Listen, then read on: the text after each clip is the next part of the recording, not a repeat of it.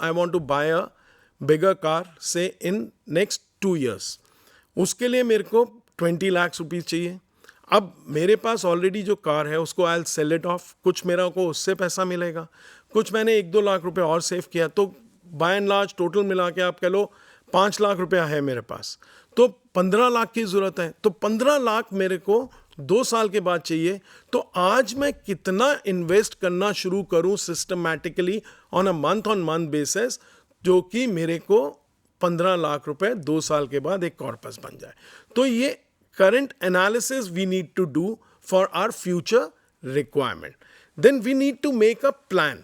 अब प्लान में draft plan बनाइए, आपकी क्या क्या रिक्वायरमेंट है, कौन कौन से गोल्स हैं, शॉर्ट टर्म गोल्स क्या हैं, लॉन्ग टर्म गोल्स क्या हैं. As I told you before कि हमने बकेट्स बनाई हैं. 3 साल में क्या चाहिए, 5 साल में कितना क्या गोल है, 7 साल में कितना गोल है, 10 साल में क्या है, उनका क्वांटमाइज करिए कितना पैसा उसमें चाहिए. तो ये आप एक फाइनल प्लान बनाइए कि आप 3 साल के अंदर जो रिक्वायरमेंट है उसमें आप लेसर रिस्की एसेट में आप इन्वेस्ट करेंगे. 5 साल जो है उसमें you don't mind taking a moderate risk.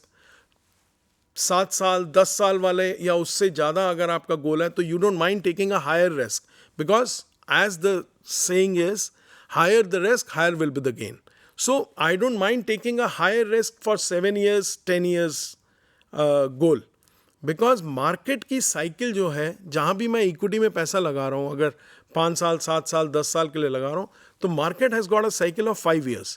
इस 5 साल में we get to see the bottom in the market as well as we get to see the top in the market. Once you cross that cycle and enters into another cycle of 5 years, तो it means आपका पैसा is safe to some extent. Risk of loss gets mitigated to a some extent if you are investing for 7 years, 10 years in equity.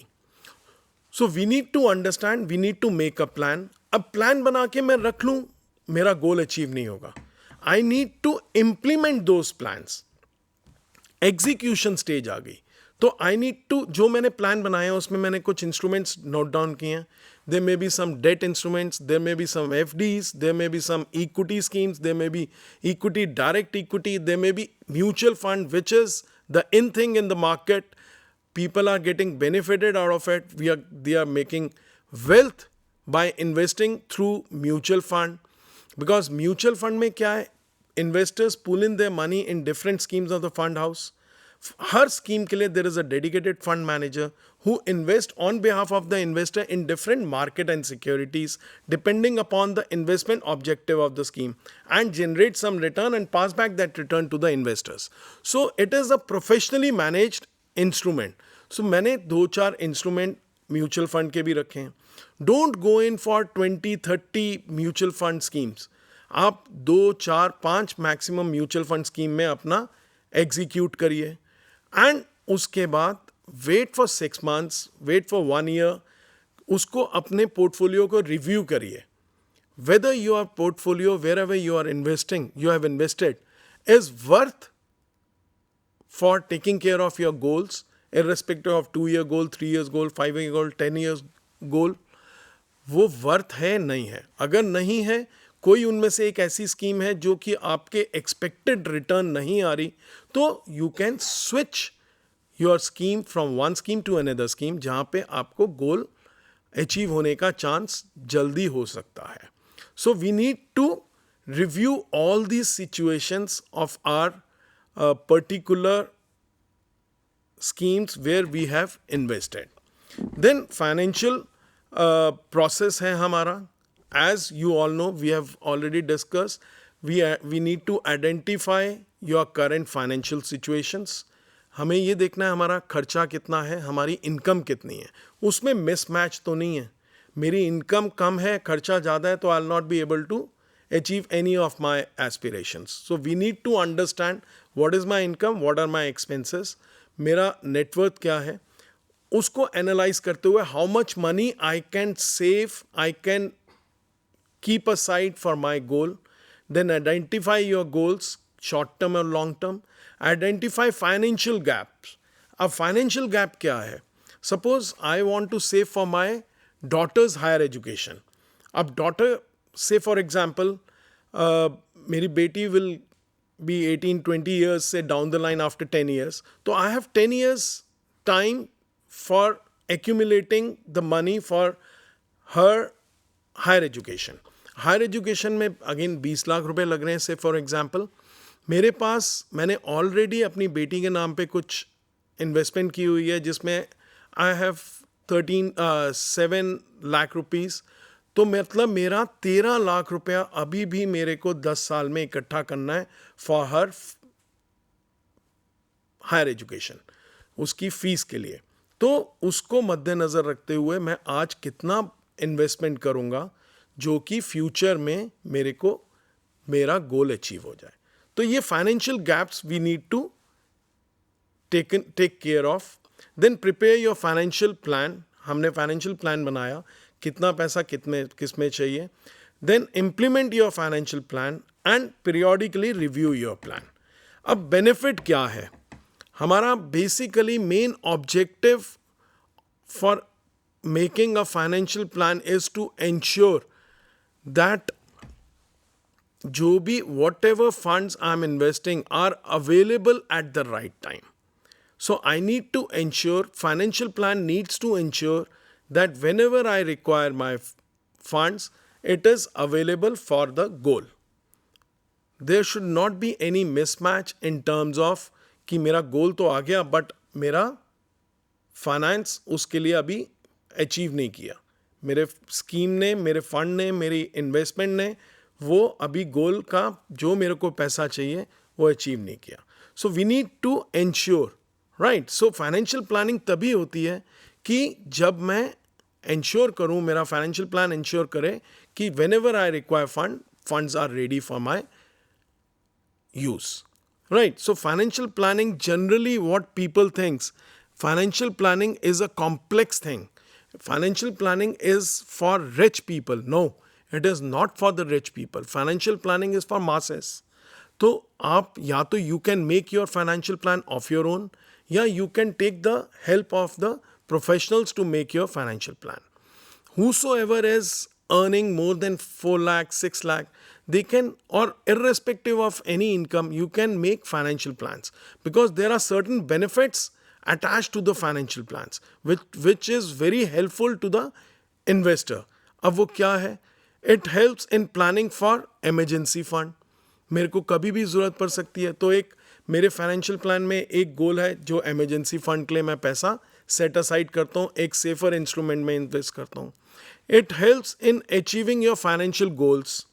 मेरे financial goals हैं, उसको achieve करने के लिए मेरे को रिक्वायरमेंट होती है.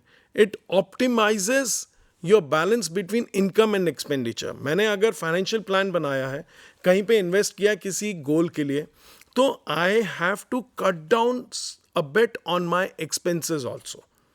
जब तक मैं अपने एक्सपेंसेस को कट डाउन नहीं करूंगा, I will not be able to achieve my goals. So we need to understand कि मेरे जो खर्चे हो रहे हैं वो कौन से कितने ज़रूरी हैं, राइट. कितना ज़रूरी है मेरे को स्पेंड करना, तो वो चीज़ मेरे को कर्टेल करनी है. फाइनेंशियल प्लान उसमें भी हेल्प करता है. Then financial plan helps in my taking care of my tax liabilities. जो भी मैं फाइनेंशियल प्लान बना रहा हूँ उसमें मेरे को टैक्स सेविंग इंस्ट्रूमेंट्स भी इन्वेस्ट कर रहा हूँ. मैं अपनी टैक्स को बचा रहा हूँ. There is a section under income tax act, section 80C, जिसमें there are an number of financial instruments are laid down. If you invest in those instrument you get a benefit of 1,50,000 from your, you get a rebate under section 80C to the tune of 1,50,000 from your taxable income. तो मेरी taxable income से सीधा 1.5 लाख रुपए कम हो जाता है. But we need to understand one more thing while taking care of tax saving instrument. अब वो क्या है? टैक्स इंस्ट्रूमेंट में 5 years बैंक फिक्स डिपॉजिट है, मतलब 5 साल के लिए मेरा पैसा ब्लॉक हो गया. टैक्स इंस्ट्रूमेंट उसमें 80C में इंश्योरेंस प्रोडक्ट है which is a longer period investment. उसमें PPF है, that is for 15 years. 6 years से पहले, 7 years से पहले I can not redeem my units, redeem my funds, that too a part of my investment. National saving certificates हैं, that is fix for 6 years. There is a scheme which is known as ELSS, Equity Linked Saving Scheme.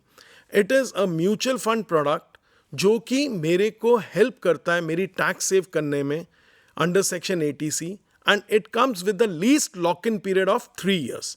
3 साल का lock-in period है. उसके बाद अगर मेरे को पैसों की ज़रूरत है तो I can redeem it and use that money for my expenses. Otherwise, I can continue the investment for long, whatever time I can be invested.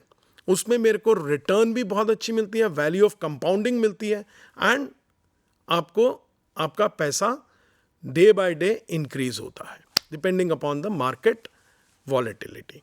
So these are basically major benefits of financial planning. Lastly, financial planning में it also ensures that a will is made. Because हम financial plan बना लेते हैं, हम throughout अपनी investments करते हैं, हमने retirement planning बना ली, हमने children higher education के लिए planning बना ली, हमने और goal setting कर लिए, but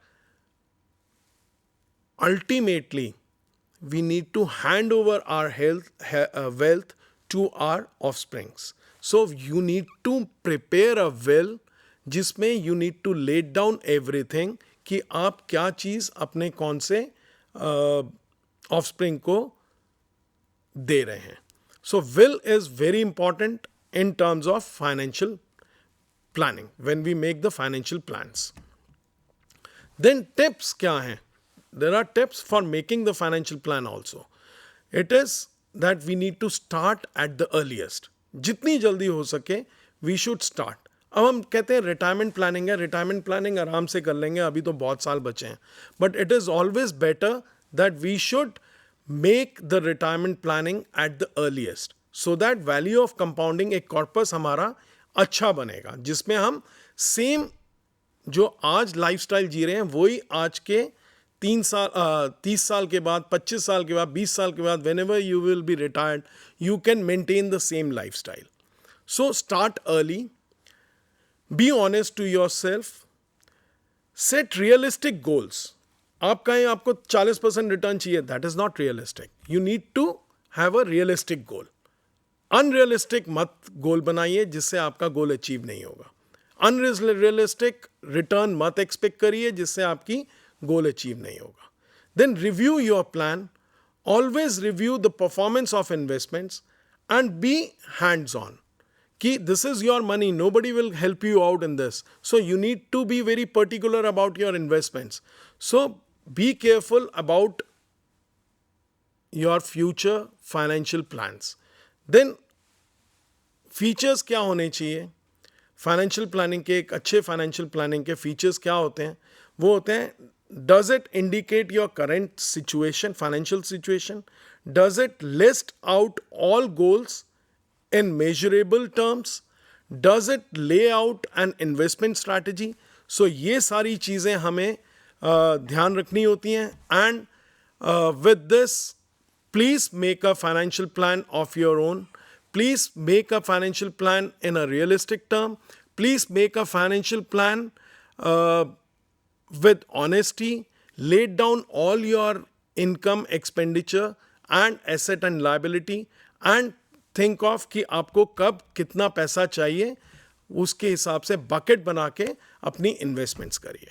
So this is what we wanted to discuss regarding financial planning process, and happy investing with a healthy financial planning.